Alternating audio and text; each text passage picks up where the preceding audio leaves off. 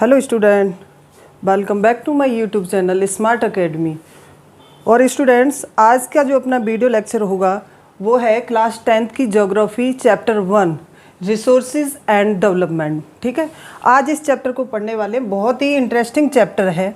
आपने 9th class की जो ज्योग्राफी पढ़ी थी उसमें आपने फिजिकल ज्योग्राफी को पढ़ा था, ठीक है ना, एज ए पार्ट सिलेबस के रूप में। ठीक है, और 10th क्लास की जो ज्योग्राफी पढ़ोगे उसमें आपने ह्यूमन के बारे में पढ़ना है कि ह्यूमन ज्योग्राफी पढ़ने में जहाँ पर ह्यूमन इंटरेक्शन है। ठीक है, तो आज जो चैप्टर है हमारा वो है रिसोर्सेज एंड डेवलपमेंट। सबसे पहले ये जानना ज़रूरी है कि रिसोर्सेज क्या हैं, वे साधन, वे संसाधन क्या हैं, किसको वे संसाधन की एक प्रॉपर डेफिनेशन है कि everything available in our environment. जो हमारे इन्वायरमेंट में जितनी भी वस्तुएं उपलब्ध हैं जो हमारी नीड को सेटिस्फाई करती हैं वो रिसोर्सेज हैं। ठीक है ना, तो ये हमारी प्रॉपर डेफिनेशन नहीं है, सिर्फ हम बोलने के लिए कह सकते हैं कि इन्वायरमेंट में जो भी वस्तुएं हैं, जो भी थिंग्स हैं जो हमारी नीड को सेटिस्फाई करती हैं वो क्या हैं, हमारे रिसोर्सेज हैं। अब कौन कौन से ऐसे रिसोर्सेज हैं जो हमारी नीड को सेटिस्फाई करते हैं? अब अर्थ पर जब ह्यूमन बींग्स के लिए ये जितने भी रिसोर्सेज सारे ही नीड हैं, सबकी नीड है। जैसे एयर की नीड है, सांस लेने के लिए चाहिए एयर, अगर सांस ही नहीं मिलेगा तो फिर क्या होगा, एयर चाहिए। ठीक है, उसके बाद आपको वाटर की नीड है। ठीक है, air, water, sun, plant, animal, gas, oil, soil, minerals, rocks, ये सारे क्या हैं, हमारे रिसोर्सेज हैं। ठीक है, इन रिसोर्सेज को अब ये रिसोर्स ये देखना है कि डेवलपमेंट में इनका क्या रोल है। ठीक है, ये रिसोर्सेज कितने इसेंशियल हैं डेवलपमेंट के लिए। ठीक है ना, तो जब तक ह्यूमन बींग्स इस रिसोर्सेज को यूज़ में नहीं लाएगा, यूज़फुल नहीं बनाएगा, तब तक रिसोर्स नहीं कहलाएगा। ठीक है ना, तो ये इंट्रोडक्शन वीडियो में आपको ये समझ आया कि रिसोर्सेज क्या हैं जो हमारी नीड को सेटिस्फाई करते हैं। जो हमारे एनवायरनमेंट में जितनी भी वस्तुएं मौजूद हैं जो हमारी नीड को सेटिस्फाई कर रही हैं वो क्या हैं, रिसोर्सेज हैं। और जो आपके ये इतने सारे रिसोर्सेज हैं, गैस, एनिमल्स, प्लांट रिसोर्सेज। ठीक है, क्यों भाई, ग्रो करता है, आपके लिए क्या दे रहा है, ऑक्सीजन दे रहे हैं। प्लांट, सन, ऑयल, मिनरल्स, रॉक्स, वाटर। ठीक है, सारे इसेंशियल हैं। ठीक है ना, अब इसकी जो प्रॉपर डेफिनेशन होगी वो आपको याद करनी होगी, क्योंकि सबसे पहला जो क्वेश्चन बनता है what do you mean by resources. तो इसके लिए सबसे पहले आपको प्रॉपर डेफिनेशन देखनी होगी। डेफिनेशन होगी वो हमने इस तरह से कि what do you mean by resources, तो प्रॉपर डेफिनेशन क्या लिखोगे कि everything available in our environment which can be use to satisfy our need. ये आपको समझ आया कि जो भी चीज़ें अवेलेबल हैं इन्वायरमेंट में और आपकी नीड को सेटिस्फाई करती हैं वो रिसोर्सेज है। लेकिन ये डेफिनेशन कंप्लीट नहीं है, जब तक आपके जो की पॉइंट यूज़ नहीं होंगे तब तक डेफिनेशन पूरी नहीं है। तो आगे देखो कि provided it is technologically accessible, वो जो रिसोर्स है वो आपके लिए टेक्नोलॉजिकली असेसिबल भी होना चाहिए। क्योंकि जब आप किसी भी मिनरल्स को एक्सट्रैक्ट करोगे तो ऐसा तो नहीं है कि आप कोदाल और फावड़े लेके जाओगे और आप उसको एक्सट्रैक्ट करके ले आओगे, नहीं हो सकता। उसके लिए आपके पास टेक्नोलॉजी होनी चाहिए, वो रिसोर्स आपका टेक्नोलॉजिकली असेसिबल होना चाहिए। ठीक है ना, दूसरा की पॉइंट है आपका इकोनॉमिकली फीजेबल होना चाहिए। कैसे होना चाहिए इकोनॉमिकली फीजेबल, कि आपने किसी भी मिनरल्स को या गोल्ड को एक्सट्रैक्ट करने के लिए 1 करोड़ रुपया लगाया, आपने इनपुट किया, 1 करोड़ रुपए लगाया, लेकिन वहाँ से जो गोल्ड निकाल के लेके आए वो 100 रुपये का निकाल के लेके आए, तो क्या वो इकोनॉमिकली फीजेबल था? नहीं था ना। जितना आपने इनपुट किया आउटपुट नहीं आया। तो आपका इकोनॉमिकली फीजेबल कब होगा, जितना आप इनपुट दोगे उतना आपको आउटपुट उससे भी ज़्यादा प्रॉफिट मिले। तो तीसरा है आपका culturally acceptable can be termed as resources. अब कल्चरली एक्सेप्टेबल क्या हो गया आपका, कि जो रिसोर्सेज, जो गोल्ड आपने निकाला उसके आपने ज्वेलरी बनाई, ज्वेलरी बन रही है, ठीक है, उसको लोग पसंद कर रहे हैं, उसको खरीद रहे हैं, उसको प्रिजर्व करके रख रहे हैं, तो वो क्या हो गया आपका, कल्चरली एक्सेप्टेबल हो गया। क्योंकि जो लोग हैं वो उसको पसंद करें और उसको ख़रीदें, प्रिजर्व करके रखें, तो आपका कल्चरली एक्सेप्टेबल, इस टर्म को आप क्या बोलोगे, रिसोर्सेज। ठीक है ना, तो इतनी सी चीज़ आपको समझ आई। प्रॉपर डेफिनेशन समझ आई। Everything available in our environment which can be use to satisfy our needs provided it is technologically accessible, economically feasible, culturally acceptable, can be termed as resources. ठीक है, अब यहाँ देख लीजिए इसमें कि सबसे पहले आपका क्या था, टेक्नोलॉजिकली असेसिबल था। ठीक है, वो भी आपके पास थी, आपने यहाँ पे भी टेक्नोलॉजी यूज़ की। फिर उसके बाद आपको इकोनॉमिकली फीजेबल, ठीक है, ये टर्म भी आपकी सेटिस्फाई हुई। फिर उसके बाद कल्चरली एक्सेप्टेबल, तब वो आपका क्या कहलाएगा, रिसोर्सेज। ठीक है ना। चलो नेक्स्ट देखते हैं। नेक्स्ट टर्म देखोगे कि रिसोर्सेज में अब आपके पास क्या है कि interdependent relationship between nature, technologically and institution. ये तीनों चीज़ें क्या हैं, एक दूसरे पर इंटरडिपेंडेंट हैं। कैसे कि नेचर, सबसे पहले रिसोर्सेज आपको कहाँ पर मिले, आपको नेचर में है। अब नेचर में रिसोर्सेज हैं, लेकिन ऐसा तो नहीं है कि वो रिसोर्सेज आपके सामने आके खड़े हो जाएंगे कि हमको यूज़ करो, ऐसा नहीं हो सकता। तो उसके लिए नेचर में आपके रिसोर्सेज हैं, उसके लिए आपके पास टेक्नोलॉजी है, उसको यूज़फुल बनाने के लिए, किसी भी मिनरल्स को एक्सट्रैक्ट करने के लिए आपके पास क्या है, टेक्नोलॉजी है। और उसके बाद जब आपने टेक्नोलॉजी से उसको यूज़फुल बनाया, तब आप क्या कर पाओगे, इंस्टीट्यूशन, आप इंडस्ट्री लगा पाओगे, उसको कोई भी एक्टिविटी आप प्रोड्यूस कर पाओगे, तो इंस्टीट्यूशन। ठीक है ना। इसमें ये देखिए कि सबसे पहले आपको नेचर में क्या रिसोर्सेज हैं, आपने टेक्नोलॉजी यूज़ की, उसको यूज़फुल बनाया, फिर उसके बाद इंस्टीट्यूशन, आपने इंडस्ट्री लगाई, आपने उस काम को आगे प्रोड्यूस किया कि उससे आपका उत्पादन और आगे बढ़े। तो रिसोर्सेज को सबसे पहले, जब तक आपके पास टेक्नोलॉजी नहीं होगी तब तक आपको यूज़फुल उसको नहीं बना सकते हो। रिसोर्सेज तभी कामयाब हैं, तभी आपके यूज़फुल आएंगे, तब आपका उसमें एफर्ट होगा। ठीक है ना। तो ये चीज़, ये टर्म समझ आई आपको कि interdependent relationship between nature, technologically and institution. ठीक है ना, कि ये जो इस्टेब्लिश करी जाएंगी इंडस्ट्री, वो कब की जाएंगी, जब ह्यूमन बींग्स उसमें टेक्नोलॉजी के तरीके से उसको यूज़फुल बनाएगा, और फिर आपकी इंडस्ट्री लगाई जाएंगी, और फिर आपका उत्पादन आगे बढ़ाया जाएगा। ठीक है, तब आपका क्या होगा, डेवलपमेंट। ठीक है ना। नेक्स्ट देखते हैं।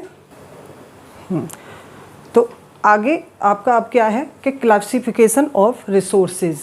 रिसोर्सेज का क्लासिफिकेशन किस किस बेसिस पे है कि क्लासिफिकेशन ऑफ रिसोर्सेज, सबसे पहले देखेंगे हम on the basis of origin. ठीक है ना। तो सबसे पहला on the basis of origin में कौन सा है, बायोटिक रिसोर्सेज। बायोटिक रिसोर्सेज क्या है कि जिन रिसोर्सेज में जान है या जीव हैं, वो क्या है, आपका बायोटिक है। कि these are obtained from biosphere, जो बायोस्फीयर में, एंड हैव लाइफ, जो बायोस्फीयर में मिलें और उनमें क्या हो, लाइफ हो, एक जान हो, तो वो कौन से आपके बायोटिक रिसोर्सेज। जैसे प्लांट, अब ये कहो कि प्लांट में जान कैसे है, प्लांट में जान है क्योंकि वो ग्रो करता है, इसीलिए उसमें क्या है, लाइफ है। दूसरा आपका एनिमल, क्योंकि एनिमल में क्या है, ये सब लाइफ है। जो लाइफ चीज़ें हैं वो क्या है, आपकी बायोटिक रिसोर्सेज में आएंगी। ठीक है, जिनके अंदर लाइफ है। ठीक है, these are obtained from biosphere and have life, example plant और एनिमल। अगला देखते हैं अबायोटिक। ठीक है, अबायोटिक में क्या है आपका कि all those things which are composed by non living things. ठीक है, वो रिसोर्स जो किससे है कि नॉन लिविंग थिंग्स, जिनमें कोई लाइफ नहीं है, जान नहीं है, वो क्या है, आपके अबायोटिक रिसोर्सेज है। जैसे इसमें क्या आ जाएगा, आपका पहला एयर आ जाएगा। अब एयर आपको लाइफ देती है, लेकिन एयर में लाइफ नहीं है। ठीक है, इसलिए एयर और वाटर। ठीक है, ये क्या है, ये नॉन लिविंग थिंग है। जिसमें लिविंग थिंग्स हैं वो आपका किसमें, बायोटिक रिसोर्सेज में। जिसमें नॉन लिविंग थिंग द्वारा कंपोज्ड है वो क्या है, आपका अबायोटिक रिसोर्सेज। अच्छा, अब ये जो अबायोटिक रिसोर्सेज है, इसका भी सब डिवीज़न है कि सब डिवीज़न में क्या है, एक तो कंटिन्यूसली आपका क्या हो रहा है, चलता जा रहा है, रिसोर्सेज बनते जा रहे हैं, आपको आगे प्रोड्यूस होता जा रहा है। जैसे कंटिन्यूसली अगर वो हो रहा है तो क्या है उसमें, विंड एनर्जी। अब विंड एनर्जी का तो आप उत्पादन करते जाओगे, ऐसा तो नहीं है कि उत्पादन करने के बाद वो ख़त्म हो जाएगी, वो तो कंटिन्यू उत्पादित होती रहेगी। और बायोलॉजिकली ये चीज़ समझ आई कि जो अबायोटिक है इसके सब डिवीज़न में पहला क्या है आपका कंटिन्यूसली, जो कंटिन्यूसली प्रोड्यूस हो रही है, ठीक है। दूसरा है आपका बायोलॉजिकली। अब बायोलॉजिकली में कैसे है, जैसे एक प्लांट है और प्लांट का जब सीड गिरा तो दूसरा प्लांट ग्रो कर गया, ठीक है, फिर उसका सीड गिरेगा तो होगा तो थोड़े टाइम बाद, लेकिन कहाँ क्या है ये बायोलॉजिकली रिसोर्सेज में आ जाएगा, ठीक है ना। तो इसके सब डिवीज़न थे ये कंटिन्यूसली और बायोलॉजिकली, ठीक है ना। नेक्स्ट देखते हैं, तो नेक्स्ट वन देखिए, on the basis of exhaustibility, on the basis of exhaustibility. अब इसमें आपका पहला है रिन्यूएबल रिसोर्सेज। अब रिन्यूएबल रिसोर्सेज कौन से हैं, वे रिसोर्सेज जो एक बार अगर ख़त्म हो जाते हैं तो उनको हम दोबारा से रिन्यू कर सकते हैं, दोबारा से उत्पादित करते हैं, तो वो कौन से हैं आपके रिन्यूएबल रिसोर्सेज। जैसे कि आपने सोलर एनर्जी है, ठीक है, और विंड एनर्जी है, ठीक है, तो जो सूर्य है आपका, सन है और एयर है, तो ये क्या है, ये तो हमेशा रहने वाले हैं, लेकिन इनसे हम एनर्जी भी तो उत्पादित कर रहे हैं कि जैसे सोलर एनर्जी और विंड एनर्जी। अब ये सोलर एनर्जी ऐसा तो नहीं है कि ये ख़त्म हो जाएगी, दोबारा से आप इसको प्रोड्यूस नहीं कर सकते हो, कर सकते हो। ऐसे ही विंड एनर्जी है, अगर विंड एनर्जी को आप यूज़ करते रहोगे तो ऐसा नहीं कि एक टाइम ऐसा आएगा कि ये ख़त्म हो जाएगी, फिर दोबारा से आप इसको प्रोड्यूस नहीं कर सकते हो। तो रिन्यूएबल रिसोर्सेज में क्या है कि वे रिसोर्सेज जो एक बार ख़त्म हो जाएं और तो दोबारा से उनको रिन्यू किया जा सकता है, वो कौन से रिन्यूएबल रिसोर्सेज, ठीक है। अब आता है आपका नॉन रिन्यूएबल रिसोर्सेज, जिनको आप उत्पादित नहीं कर सकते हो, जो एक बार ख़त्म हो गए वो ख़त्म हो गए, ठीक है।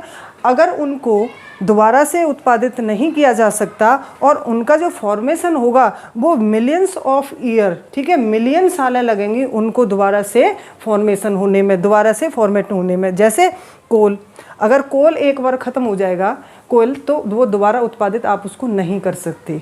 उसका एक फॉर्मेशन है कि जब आपके अर्थ जब वो हुई थी अर्थ का फॉर्मेशन हुआ था, तो तब सारे जीव निर्जीव सारे दबते गए, फिर उसके नीचे पेट्रोल कोयल जमा हुआ, वही आज तक चल रहा है। अगर वो ख़त्म हो जाता है तो वो आप उसको रिन्यू नहीं कर सकते हो। वैसे ही पेट्रोल है, कोयले को एक बार जला दोगे राख हो जाएगा, आप उसको दोबारा नहीं बना सकते हो। पेट्रोल है, अगर आपने बाइक में पेट्रोल डलवाई और एक चक्कर आप लगा के आ गए तो वो पेट्रोल आपको दोबारा नहीं मिलेगी, वो वहीं फिनिश हो जाएगी, ठीक है ना। तो वो क्या है रिन्यूएबल रिसोर्सेज, जिसको आप दोबारा से रिन्यू नहीं कर सकते हो। ये चीज़ समझ आई, बहुत अच्छे से समझ आई होगी, ठीक है ना। आगे देखो, तो नेक्स्ट देखोगे क्लासिफिकेशन में कि on the basis of ownership. Ownership का मतलब क्या है कि इसका ओनर कौन है, बेसिस ऑफ ओनरशिप।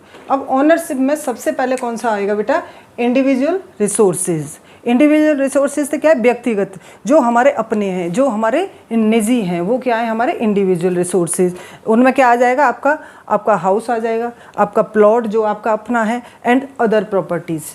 जैसे आपका घर है, आपके घर में किसी को आने के लिए परमिशन चाहिए, आपकी परमिशन के बिना कोई नहीं आ सकता, क्योंकि वो आपका अपना निजी घर है। तो ये क्या हो गया बेटा, इंडिविजुअल रिसोर्सेज हो गया, ठीक है। उसके बाद है कम्युनिटी रिसोर्सेज, ठीक है। यहाँ क्या था, यहाँ आपका अपना स्वामित्व था, यहाँ आपकी अपनी ओनरशिप थी, आपका घर था, आपका प्लॉट था, आपकी अदर प्रॉपर्टीज़ थी। और यहाँ क्या है कम्युनिटी रिसोर्सेज, यहाँ पर क्या है कि आपका जो पूरा समुदाय है उन सबका हक है वहाँ पर जाने का, उनको आपकी इजाज़त की ज़रूरत नहीं है कि हम इस पार्क में आ सकते हैं। क्यों कि ये पूरे समुदाय क्या, पूरा कम्युनिटी का है कि दीज आर रिसोर्सेज। पूरी डेफिनेशन आपको मिलती जाएगी, आप ऐसे ही एज इट इज़ लर्न कर सकते हो कि these are resources which are accessible to all members of the community। Example में आप पब्लिक पार्क, पिकनिक स्पॉट या प्लेग्राउंड जो भी आप डालना चाहो जिसमें आप पूरी पब्लिक जिसका सबका हक होगा, वो क्या होगी आपकी कम्युनिटी रिसोर्सेज। तो आपका बेसिस ऑफ ओनरशिप पर समझ आया, टू टाइप्स, इंडिविजुअल रिसोर्सेज और कम्युनिटी रिसोर्सेज। अब नेक्स्ट रिसोर्सेज देखते हैं कि नॉर्थ किस पर है। क्लासिफिकेशन ऑफ ओनरशिप में अभी हमने दो पढ़े थे, ठीक है ना, दो में आपका इंडिविजुअल और कम्युनिटी। अब उसका थर्ड पार्ट है कि नेशनल रिसोर्सेज। अब नेशनल रिसोर्सेज कौन से होते हैं, हमारे राष्ट्रीय संसाधन, ठीक है।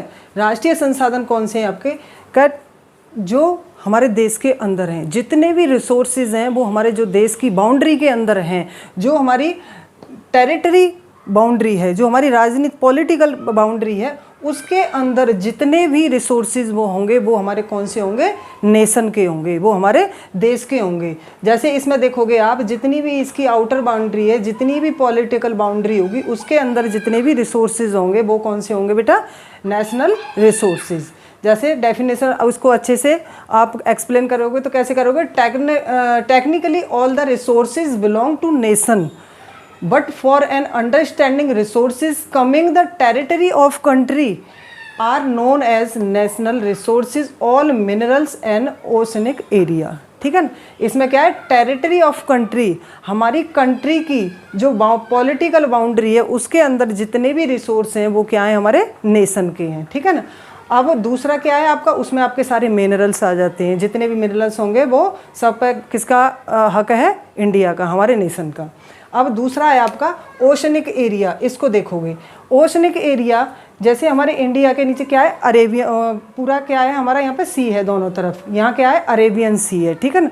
अब अरेबियन सी में जितना भी पानी है तो उसका जो 12 नॉटिकल माइल्स, 12 नॉटिकल माइल्स वो किसका है, इंडिया का पूरा उस पर हक है, 12 नॉटिकल माइल्स में।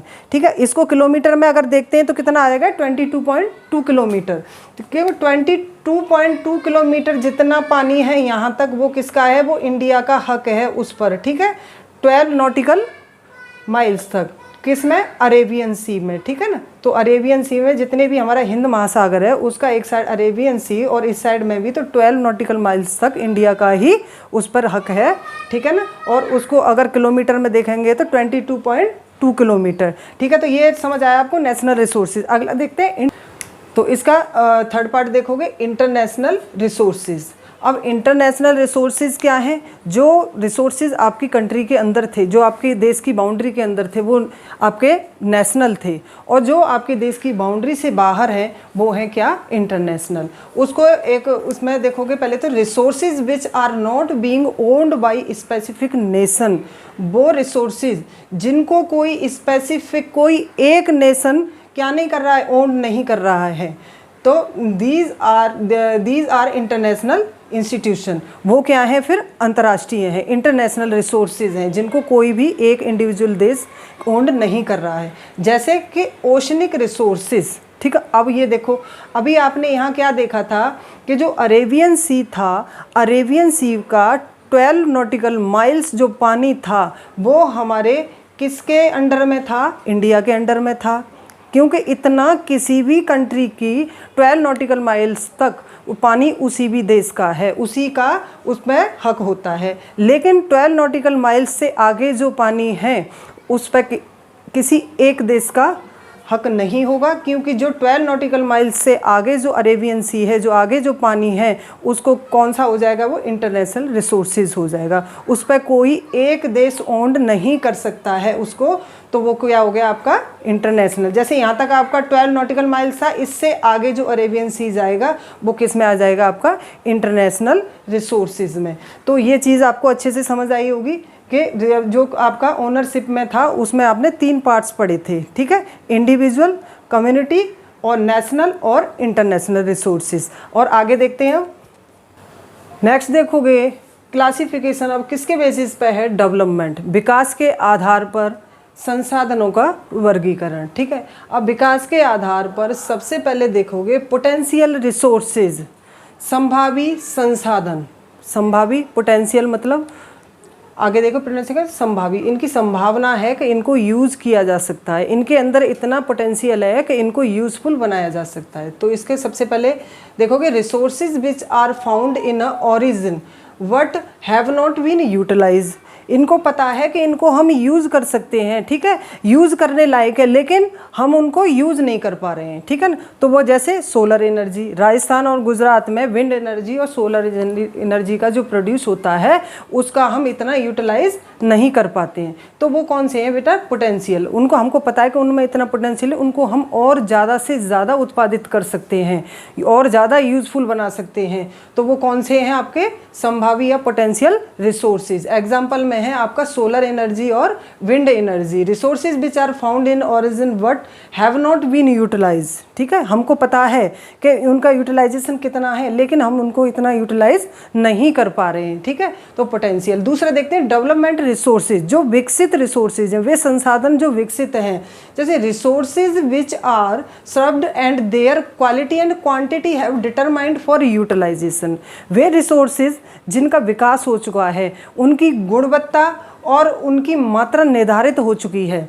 ठीक है, quality and quantity have determined for utilisation, उनके यूटिलाइज करने की क्वालिटी और क्वांटिटी निर्धारित हो चुकी है, और वो कैसे हैं, डेवलप हो चुकी हैं। डेवलपमेंट रिसोर्सेज, जो क्या बोलेंगे इनको, विकसित संसाधन, जो वे संसाधन जो विकसित हो चुके हैं, जिनकी मात्रा निर्धारित हो चुकी है, जिनकी गुणवत्ता निर्धारित हो चुकी है, वो क्या है, हमारे डेवलपमेंट रिसोर्सेज। ठीक है, ये समझ आया आपको।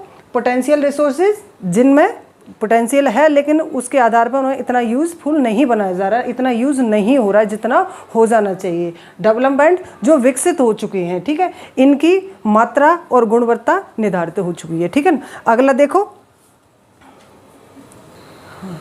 तो थर्ड वन देखोगे, स्टॉक रिसोर्सेज। ठीक है, भंडारण संसाधन, वे संसाधन जो स्टॉक में हैं, जो भंडार में हैं, वो कौन से रिसोर्सेज हैं, कि materials in the environment which have the potential to satisfy human needs but human beings do not have the appropriate technology to assist their, these are stocks. अब इसका मतलब क्या हुआ, कि वे रिसोर्सेज, वे संसाधन जो इन्वायरमेंट में है और उनमें इतना पोटेंशियल है कि वो ह्यूमन बींग्स की नीड को सेटिस्फाई कर सकता है, लेकिन उसका यूज़ क्यों नहीं हो रहा, कि ह्यूमन बींग्स के पास क्या नहीं है, एप्रोप्रिएट टेक्नोलॉजी नहीं है, जिससे वो उसका और ज़्यादा यूज़फुल बना सके और उसको यूज में ला सके। तो क्या समझ आया, इसीलिए उसको क्या भंडार में स्टॉक किया, उसको स्टॉक किया हुआ है, कि वे संसाधन जो आपकी नीड को सेटिस्फाई कर सकते हैं, आपके यूज़फुल बन सकते हैं, लेकिन यूज़ में क्यों नहीं लाया जा रहा, क्योंकि उनके लिए इतनी टेक्नोलॉजी, एप्रोप्रिएट टेक्नोलॉजी नहीं है, जिससे उनको किस में रखा हुआ है, स्टॉक में, कि वो भंडार रिसोर्सेज, स्टॉक रिसोर्सेज उनको बनाया जा सकता है, लेकिन किसके अभाव से नहीं एप्रोप्रिएट किया जा रहा है उसको, टेक्नोलॉजी के अभाव से। अभी ऐसी इतनी टेक्नोलॉजी नहीं है कि इनको और ज़्यादा यूज़फुल बनाए, तो इसको स्टॉक रिसोर्सेज। ठीक है ना, तो ये चीज़ समझ आ रही। अगला देखोगे, रिजर्व रिसोर्सेज। रिजर्व रिसोर्सेज क्या है, जिसको आपने संचित कर रखा है, कि रिजर्व रिसोर्सेज में कि resources are the defined and their present amount in recognise, जो आपके वर्तमान में है वो आपको पता है कितना अमाउंट है, but since they are reserved for future, आपको इतना मालूम है कि जो साधन है, संसाधन है, वो उचित मात्रा में है, लेकिन आपने क्या किया हुआ है कि उसको फ्यूचर के लिए रिजर्व करके रखा हुआ है, कि वो इन फ्यूचर काम आने वाला है। तो वो कौन सा हो गया आपका, रिजर्व रिसोर्सेज, जिसको आपने इन फ्यूचर रिजर्व करके रखा है कि आगे आने वाले भविष्य में आपको काम आएगा। ठीक है ना, तो ये चीज़ आपको समझ आई होगी। इसके प्रॉपर आपके लिए जो लिखना पड़ेगा, आपको प्रॉपर तरीके से लिखोगे कि resources are the defined and their present amount recognised. ठीक है, but since they are reserved for future, जैसे कि under the sea earth near reservation. ठीक है ना, तो ये सारी चीज़ें हैं। तो ये आपको क्लासिफिकेशन ऑफ रिसोर्सेज का पूरा मतलब अच्छे से समझाया और आपको समझ भी आया होगा। तो आज के वीडियो लेक्चर में हम इतना ही रखते हैं, क्योंकि वीडियो ज़्यादा लंबी हो जाएगी और नेक्स्ट पार्ट में इसको पूरा कंप्लीट कर लेंगे। तो आपको अगर वीडियो अच्छी लगी तो आपने लाइक, शेयर एंड सब्सक्राइब करेंगे और अच्छे से बार बार इस वीडियो को देखेंगे, तो चैप्टर आपको बहुत अच्छे से समझ आएगा। Thank you and have a nice day.